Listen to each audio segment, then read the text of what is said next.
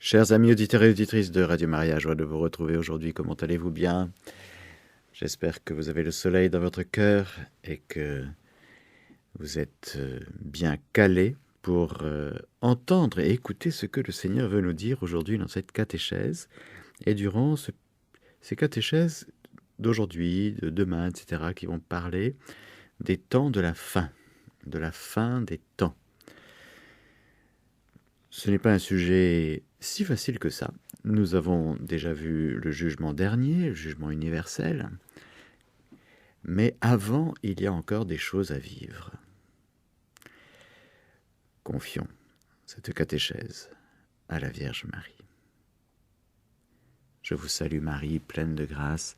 Le Seigneur est avec vous. Vous êtes bénie entre toutes les femmes, et Jésus, le fruit de vos entrailles, est béni. Sainte Marie, Mère de Dieu, priez pour nous pauvres pécheurs, maintenant et à l'heure de notre mort. Amen. Depuis l'Ascension, l'avènement du Christ dans la gloire est imminent. Même s'il ne nous appartient pas de connaître les temps et les moments que le Père a fixés de sa seule autorité, cet avènement eschatologique peut s'accomplir à tout moment. C'est peut-être aujourd'hui que Jésus vient dans la gloire. Bon, on ne sait pas.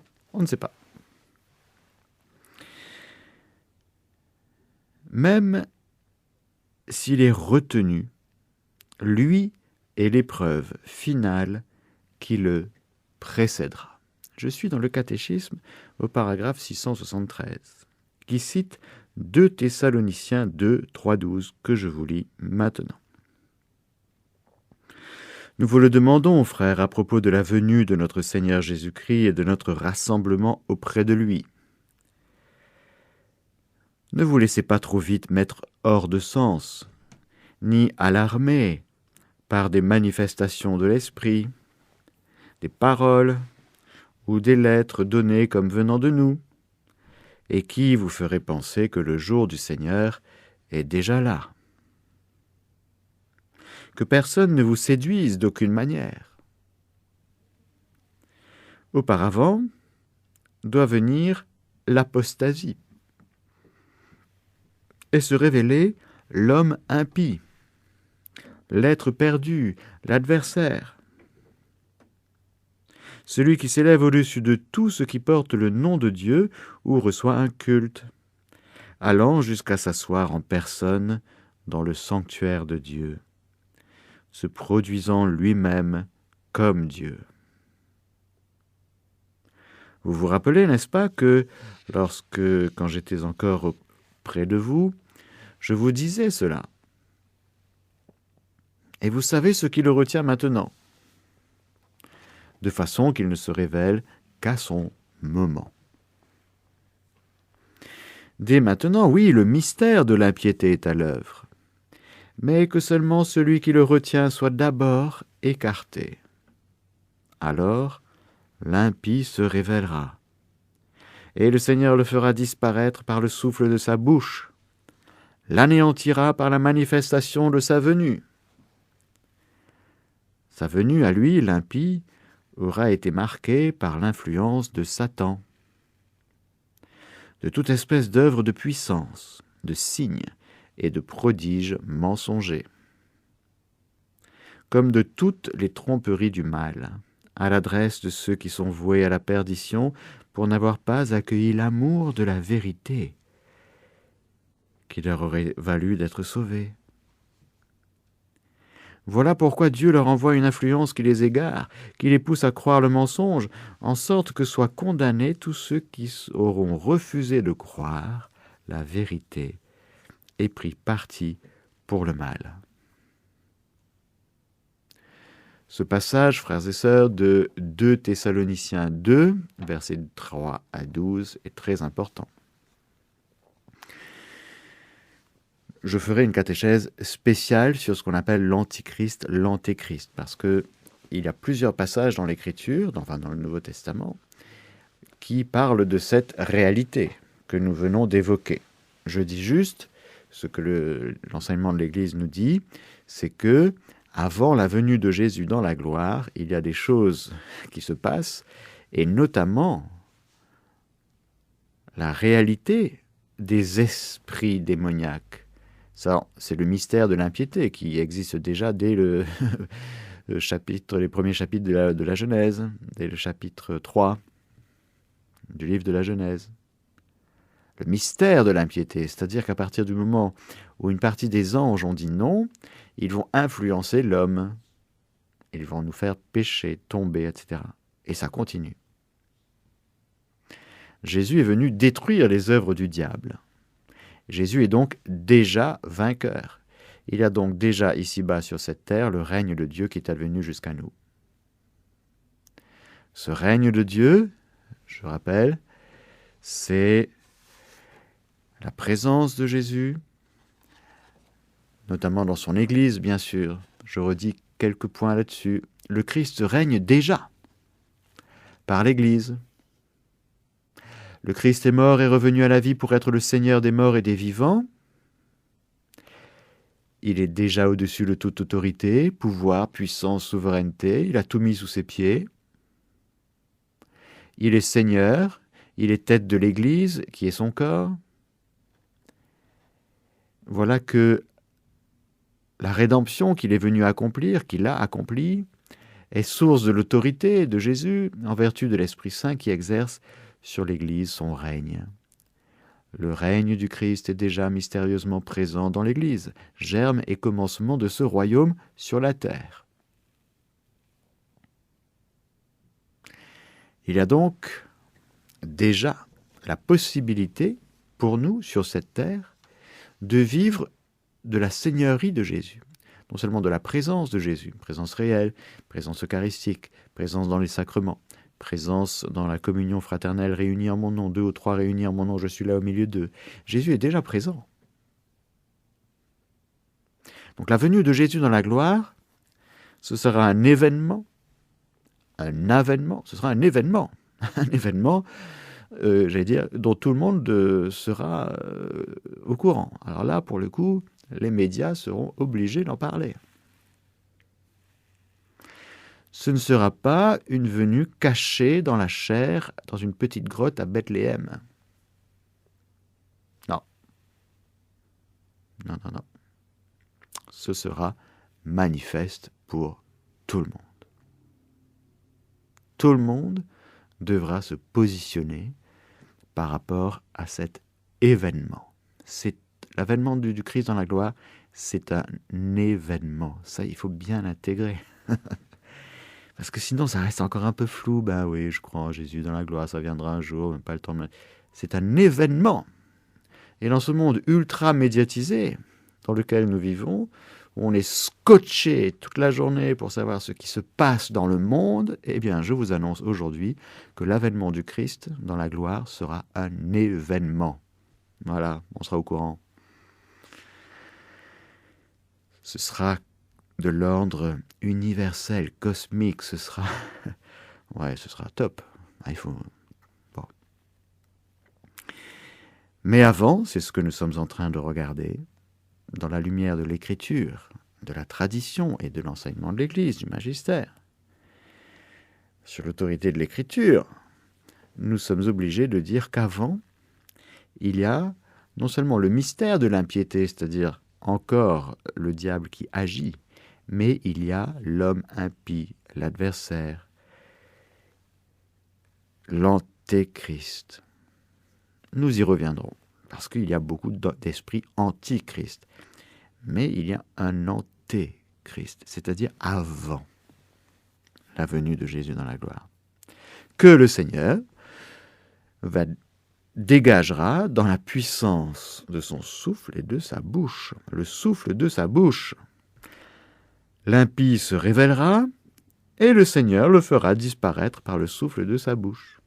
L'anéantira par la manifestation de sa venue. La venue de Jésus dans la gloire va dégager la puissance démoniaque à l'œuvre, et celui qui va comme condenser en lui tous les esprits antichrist. Bon, on le verra. Là, pour l'instant, je dresse un tableau point par point, et puis on prendra le temps de le développer. Mais la place, l'importance, ce qu'il est, ce qu'il n'est pas, l'antichrist, l'antéchrist, il faut bien savoir de quoi nous parlons, parce que ça fait partie de la révélation divine, portée par la tradition écrite, orale, enseignée par le magistère de l'Église. C'est très important. Malheureusement, ça n'intéresse pas grand monde. C'est dommage. Parce que c'est... Si vous voulez, il y en a qui attendent que la France gagne la Coupe du Monde de foot. Pourquoi pas? C'est intéressant, c'est sympa, je trouve. Mais au niveau de l'événement qui va bousculer l'humanité tout entière, qui s'appelle la venue de Jésus dans la gloire, très peu de personnes sont fixées là-dessus. C'est quand même incroyable. C'est quand même sidérant de voir à quel point on est pris par des choses que nous considérons comme importantes, alors que la venue de Jésus dans la gloire, ouais, on verra quand ça arrivera. Hein? Bon. Nous verrons que le Seigneur nous demande d'avoir des attitudes spirituelles très précises par rapport à ça. Nous y reviendrons. Je poursuis. Paragraphe 674.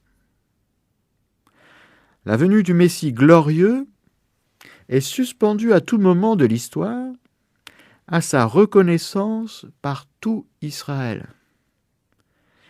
dont une partie s'est endurcie dans l'incrédulité envers Jésus. Saint Pierre le dit aux Juifs de Jérusalem après la Pentecôte. « Repentez-vous et convertissez-vous, afin que vos péchés soient effacés et qu'ainsi le Seigneur fasse venir le temps de répit. Il enverra alors le Christ, qui vous est destiné, Jésus, celui que le ciel doit garder jusqu'au temps de la restauration universelle, dont Dieu a parlé dans la bouche de ses saints prophètes. Restauration universelle. » Et saint Paul lui fait écho. « Si leur mise à l'écart fait une réconciliation pour le monde, que sera leur assomption, sinon la vie sortant des morts ?» L'entrée de la plénitude des Juifs, entre guillemets, Romains 11, 12, dans le salut messianique, à la suite de la plénitude des païens, donnera au peuple de Dieu de réaliser la plénitude du Christ dans laquelle Dieu sera tout en tous. Frères et sœurs, certains d'entre vous, lorsque nous avons tiré les saints pour le 1er novembre, certains d'entre vous ont eu comme intention de prière, prier pour l'illumination du peuple juif. Alors certains m'ont dit, ça fait bizarre, non, de prier pour l'illumination du peuple juif. Ah bah, ça fait pas du tout bizarre, parce que ça fait partie du dessein de Dieu, justement. Avant la venue de Jésus dans la gloire, il y a, alors, le peuple, ce qu'on appelle le peuple d'Israël, c'est Israël, c'est-à-dire dans sa partie croyante. Là, je ne fais pas de politique, on ne parle pas de l'État d'Israël et tout ça, non, pas du tout, ça n'a rien à voir. Il y a dans ce peuple élu, à qui Dieu garde sa fidélité, bien qu'il ait tout accompli dans le Christ. Il s'agit bel et bien, justement, dans le dessein de Dieu, et saint Paul nous en parle très bien dans sa lettre aux Romains, si cette incrédulité, cette fermeture a permis aux païens, aux nations, c'est-à-dire aux gens qui n'avaient pas reçu les prophéties, qui n'avaient pas reçu la parole de Dieu, qui n'avaient pas reçu la révélation divine. Les païens vivaient selon leur conscience, la loi naturelle. Fais ce qui est bien, évite ce qui est mal. Ils n'avaient pas eu Abraham, Moïse, Jacob, Isaac, Jacob, Moïse, etc. Et donc, la fermeture, l'incrédulité, le blocage, ce bug de l'histoire, passé il y a 2000 ans, pas tout Israël s'est fermé, parce qu'évidemment, Marie, évidemment, les Anawim, c'est-à-dire ce peuple de pauvres en esprit. Évidemment, les apôtres, ils étaient tous juifs. Donc, l'Israël de Dieu, le peuple d'Israël, a pu déjà rentrer dans son accomplissement dans ce qu'on appelle l'Église. Mais, ce qui a permis l'entrée des païens, etc., etc. Mais, comme nous dit saint Paul, adviendra un moment où Israël reconnaîtra déjà Jésus comme son Messie, Jésus de Nazareth. Alors il y a déjà beaucoup de conversions, vous savez, ce qu'on appelle les juifs messianiques. C'est des juifs qui restent juifs, mais qui reconnaissent Jésus de Nazareth comme le Messie. Il faut pour cela une illumination, parce que il y a un voile qui perdure, dit saint Paul. Et quand ce voile est enlevé, c'est l'Esprit Saint qui l'enlève, ça permet de voir clair et de reconnaître. Il s'agit bel et bien d'une reconnaissance. De reconnaître que Jésus de Nazareth est le Messie que le peuple d'Israël attend.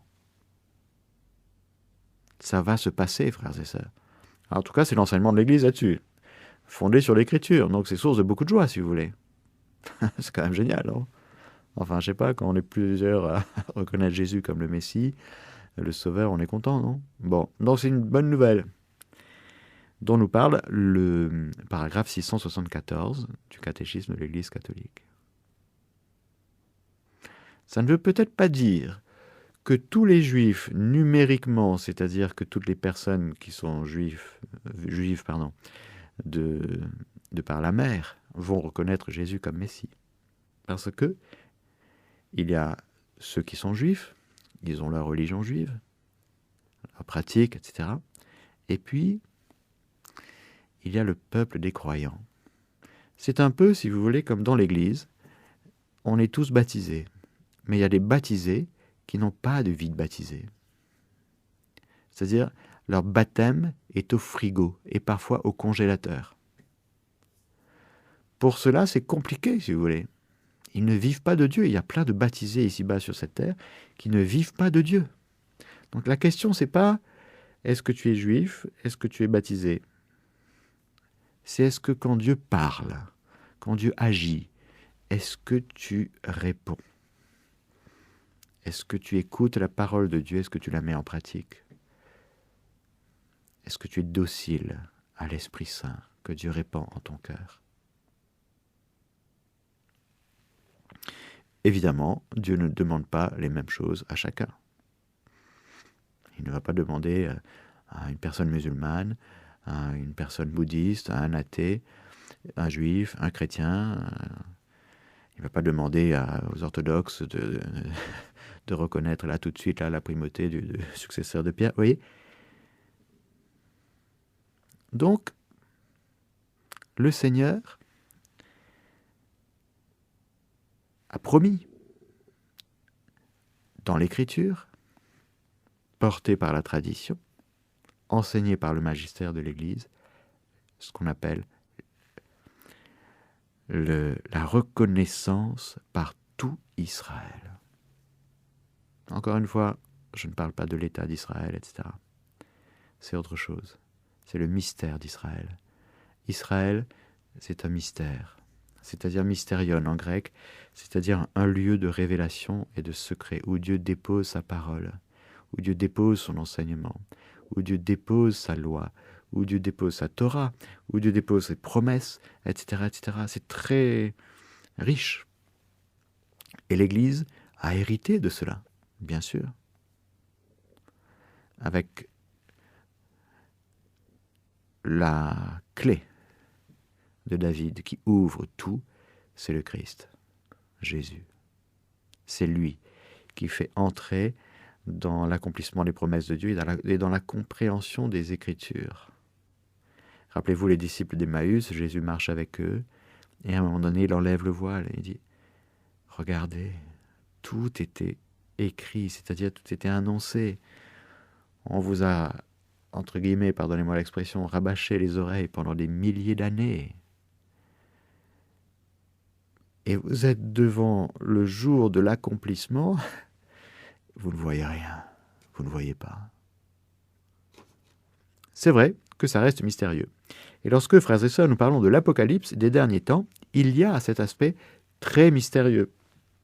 Il ne faut pas tomber dans quelques pièges lorsque nous parlons de la fin des temps. Des pièges de savoir exactement comment ça va se passer. Ça, c'est faux. On ne sait pas comment ça va se passer. Il y a beaucoup de choses qui nous échappent.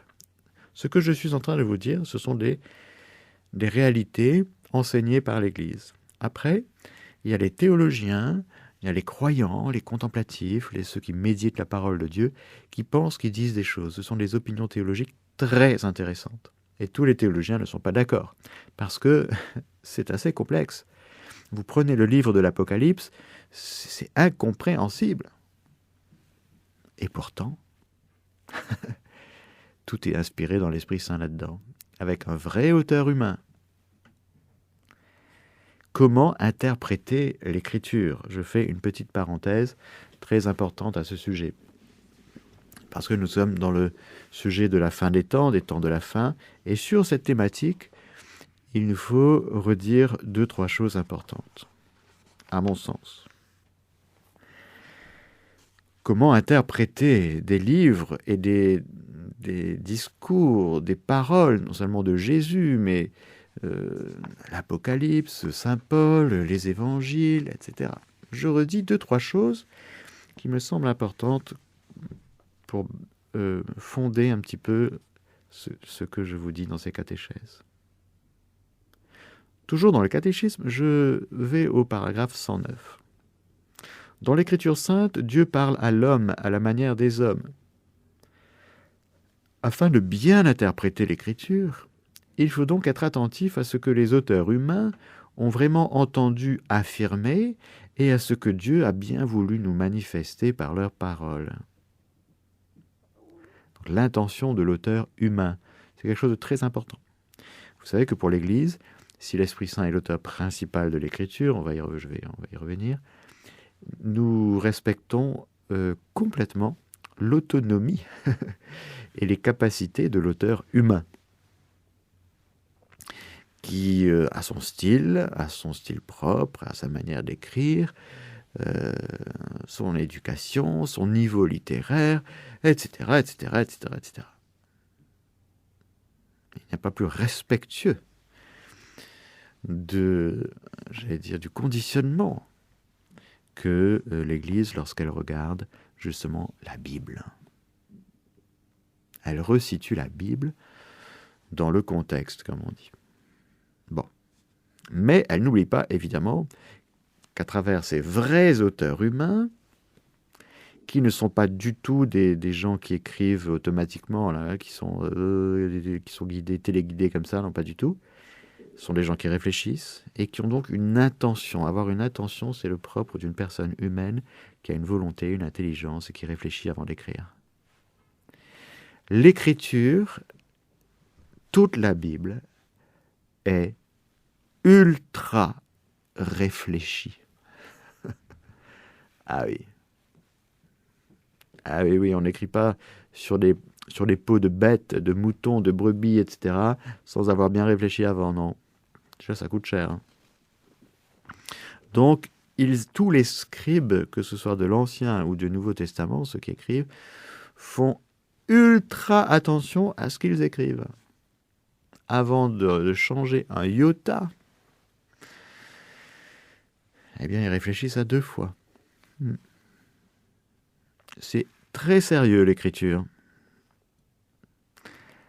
Il faut tenir compte, pour découvrir l'intention des auteurs sacrés, des conditions de leur temps et de leur culture, des genres littéraires en usage à l'époque, des manières de sentir, de parler, de raconter, courantes en ce temps-là. Car c'est de façon bien différente que la vérité se propose et s'exprime en des textes diversement historiques, en des textes ou prophétiques, ou poétiques, ou même en d'autres genres d'expressions. Par exemple, il y a les chants, c'est un genre littéraire. Les prières, c'est un genre littéraire. des codes de loi.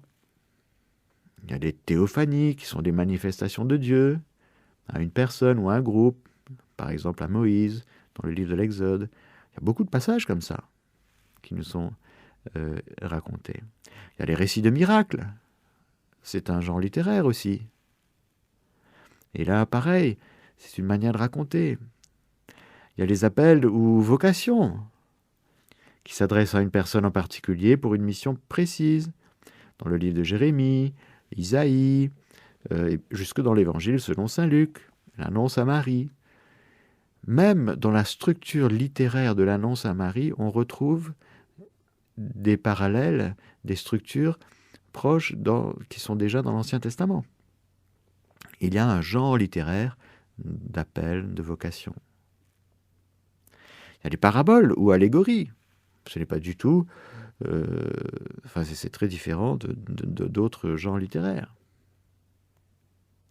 Et puis il y a les apocalypses. C'est un genre littéraire, l'apocalypse, qui exprime la détresse en temps de crise et l'espérance en la toute-puissance de Dieu.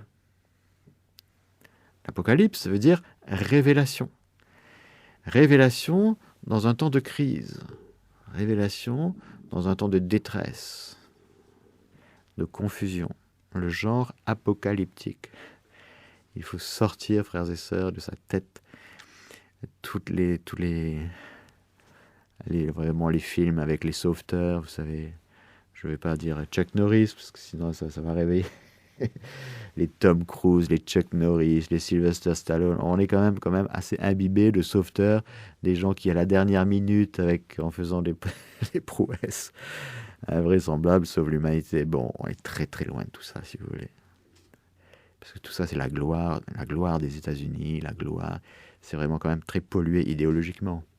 Mais bon, il faut vraiment quitter ça. C'est important, à mon avis.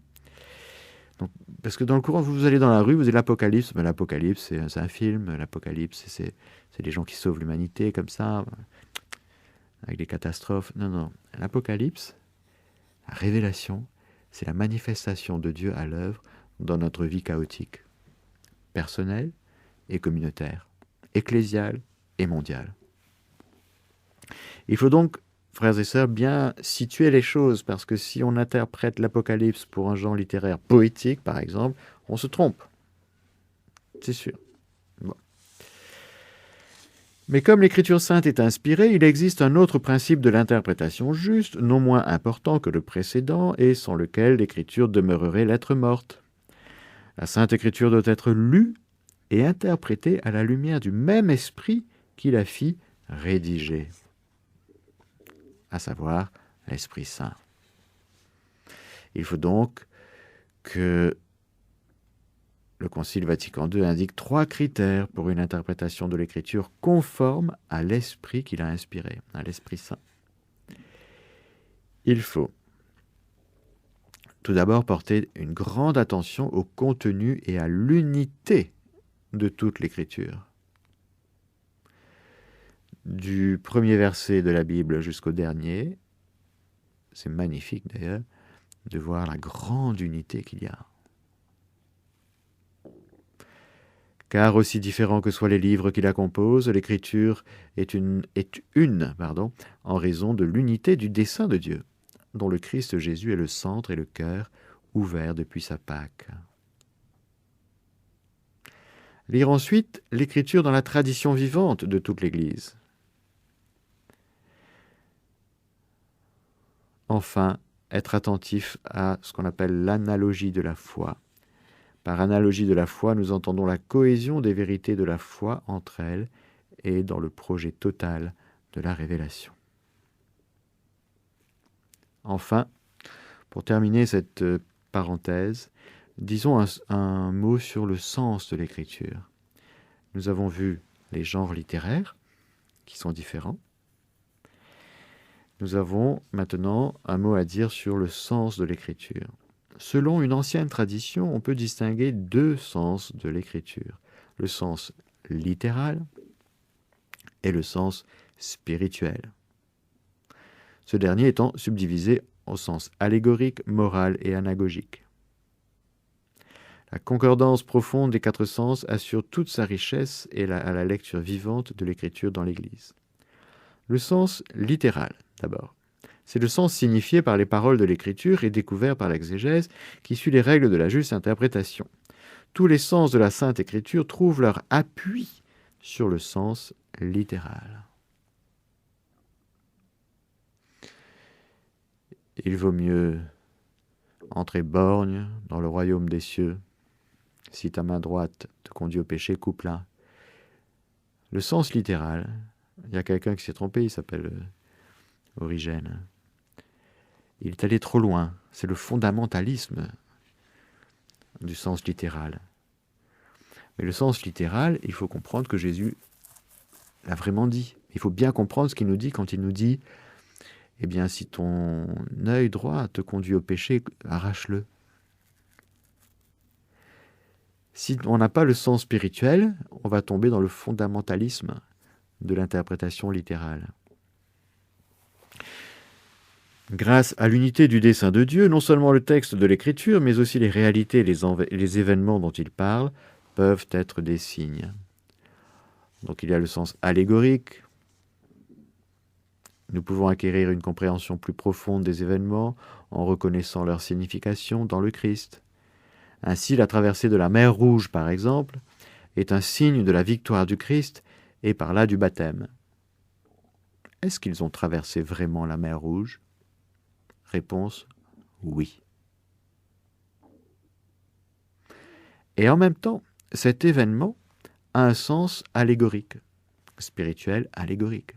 C'est-à-dire qu'il annonce, il le signifie, on bascule vers une autre signification qui est déjà contenue dans l'événement lui-même, mais qui s'accomplit dans le Christ. Moïse, Jésus-Christ. Le sens moral, les événements rapportés dans l'Écriture doivent nous conduire à un agir juste. Ils ont été écrits pour notre instruction. Et enfin, le sens anagogique, il est également possible de voir les réalités des événements dans leur signification éternelle, nous conduisant, c'est-à-dire en grec anagogé, vers notre patrie. Ainsi, l'Église sur terre est signe de la Jérusalem céleste. Voilà, frères et sœurs, une petite parenthèse que je ferme maintenant sur la nécessité de, lorsque nous parlons de la fin des temps de la fin, d'avoir, j'allais dire, suffisamment de liberté pour réfléchir, et puis en même temps ne pas nous enfermer dans notre compréhension. Je prends un exemple. Si, avant Jésus, parce qu'il y avait des courants, par exemple, messianiques, il était clair que le Messie devait être un descendant de David. Ça, c'est sûr. Il fallait garder ça dans la promesse de Dieu. Dieu l'avait promis. Donc dans l'espérance, quand Dieu promet des choses, on garde, on accompagne l'œuvre de Dieu qui s'accomplit. Mais il y a eu cette tendance, et nous la voyons dans l'Évangile, d'enfermer cette connaissance, parce que c'est une connaissance vraie, puisque révélée par Dieu. Le Seigneur enverra son Messie, il sera descendant de David. C'est marqué. Et donc, quand Dieu parle et promet, il y a toujours un risque chez nous, créatures, d'enfermer l'amplitude de la réalité dans notre connaissance, dans notre savoir. Et on se dit, c'est bon, j'ai compris. Non, t'as pas compris. Et le Seigneur ne te demande pas de comprendre. Il te demande de prendre avec, c'est-à-dire d'accompagner l'œuvre de Dieu. Garde ça, mûris ça. Nourris-toi, nourris ton espérance de la venue prochaine du Messie. C'est une vraie nourriture. Parole de Dieu, promesse, vraie nourriture. Qui nourrit ton espérance, et notamment dans les moments difficiles. Le fait de savoir pour un juif que le Messie va venir, je parle avant Jésus-Christ évidemment, c'est une force.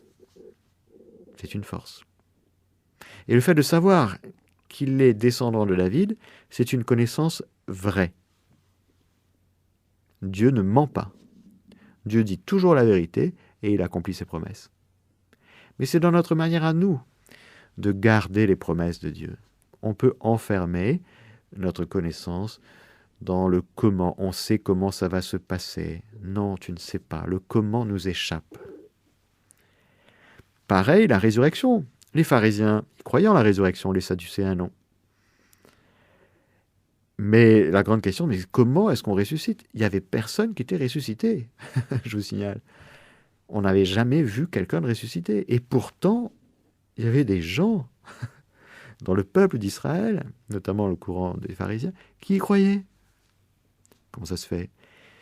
C'est que la créature humaine, quand elle a quelques gouttes d'Esprit Saint avant Jésus, avant la Pentecôte, maintenant on a la douche, c'est bon. Mais avant, il y avait des gouttes, quand même. Eh bien, il y avait des gens qui gardaient ça. Oui, je crois en la résurrection. Je ne sais pas trop comment. Mais comment, tu sais rien. Non, tu sais rien.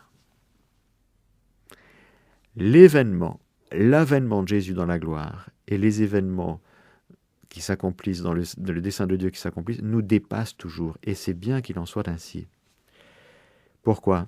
Parce que si on pense savoir et enfermer l'événement dans notre connaissance, ça devient une idole. On n'est plus devant le mystère, on est devant notre connaissance, notre idée de la chose, notre opinion théologique. Il faut en être pauvre.